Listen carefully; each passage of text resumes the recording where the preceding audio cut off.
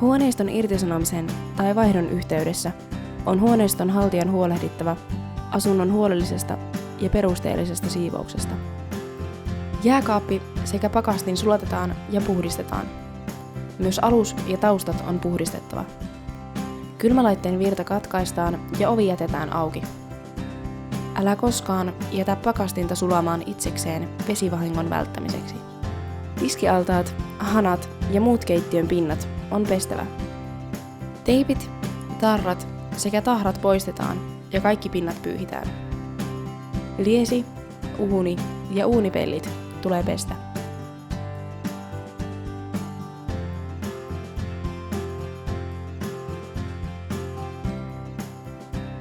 Tarkista myös hellan sekä jääkaapin valo.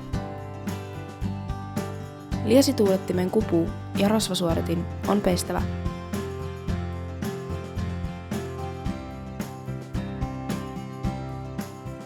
Pesukoneen takaiskuventtiili ja letkuliitin tulee olla paikallaan. Astianpesukoneen liitännät on tulpattava. Muista puhdistaa lattiakaivo.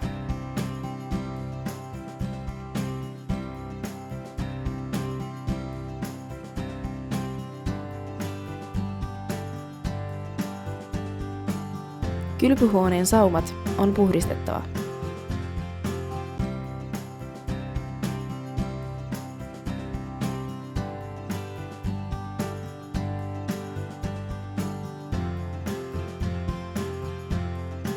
Myös ikkunat on pestävä. Pakkasella vähintään sisäpuoli ja karmien välit. Kiinteät valaisimet tarkistetaan sekä lamput ja palovaroittimen patteri vaihdetaan tarvittaessa.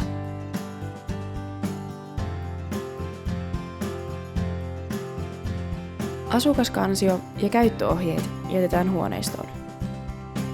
Mikäli muuttosiivousta laiminlyödään, on vuokranantajalla oikeus laskuttaa siitä vuokralaista erikseen, kulloinkin voimassa olevan siivoustyöhinnaston tai toteutuneiden siivouskulujen mukaan.